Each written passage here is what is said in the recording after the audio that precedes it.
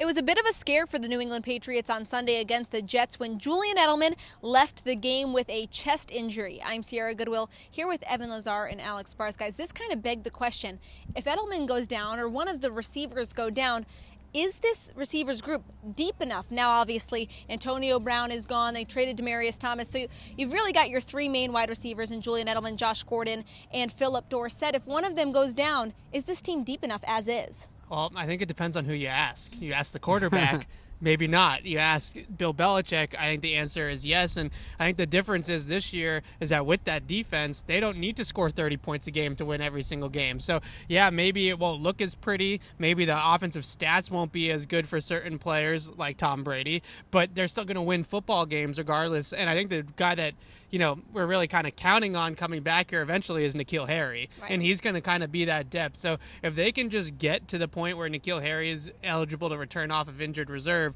which I do expect him to do at one point in the season, probably around week 8 or 9, then I think that they're going to be really okay at that point. It's just going to be surviving until that point and keeping everybody healthy in these glorified preseason games. These games against the Jets and the Giants and the Redskins that they have coming up, just get out of them healthy. You're going to win the game. That's really the bottom line. And not to nitpick your question too much, but are they deep enough if they lose somebody? It depends on who. Jacoby Myers, love him, but if he goes down for a week or two, they can get by. What made things so interesting on Sunday is that Tom Brady was down both Julian Edelman with that injury right before halftime and then James White, right, who didn't play because his wife was having a kid. So those are his two go-to guys. If it's third down and he has a defensive end bearing down on him, he knows he can just kind of throw the ball in their direction and they're going to make a play. As long as he has the pass catchers around him, I think it's more than the wide receivers. I think you got to encapsulate all the pass catchers. Mm-hmm. If he has those two guys, as long as they can fill out the roster, I genuinely believe they will be okay. Now, with Edelman a little banged up, though, if you lose him, you can't replace him with one person. That's going to take N'Keal Harry coming back, maybe a free agent as well, or somebody else stepping up. Right. Jacoby Myers taking a much bigger role. Maybe Gunnar Olszewski have to take a bigger role in the offense. So it depends on who.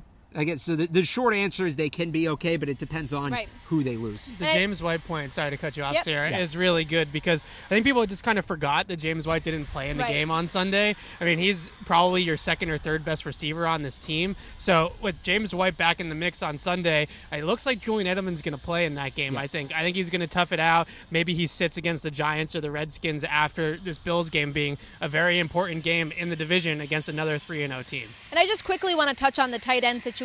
Matt LaCosse has been banged up. Ryan Izzo, we've seen a little bit out of him, but he's not a receiving first tight end. So we saw on Wednesday at practice that the Patriots have brought in Jason Vander Laan. He was wearing number 82, a tight end.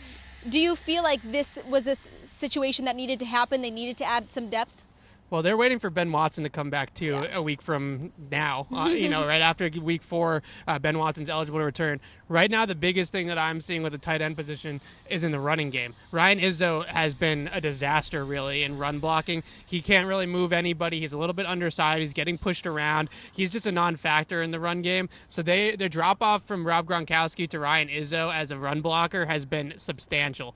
And that's a big issue for them at the tight end position, I think more so than what they get out of them as pass catchers, because as pass catchers, like Alex said, they got the backs, they got the receivers, they got plenty of weapons for Tom Brady to throw the ball to. Although I did think Matt LaCosse looked pretty decent in the one game that he has played so far this season. So if he can get back out there, they get Ben Watson back in next week, I think they're going to be okay. I will say on Vander Laan, the interesting thing about him is he was a college quarterback, 2-time Harlan Hill winner at Ferris State, that's the D2 Heisman, and he was a mobile quarterback. He was a guy that would run around. He's a big dude.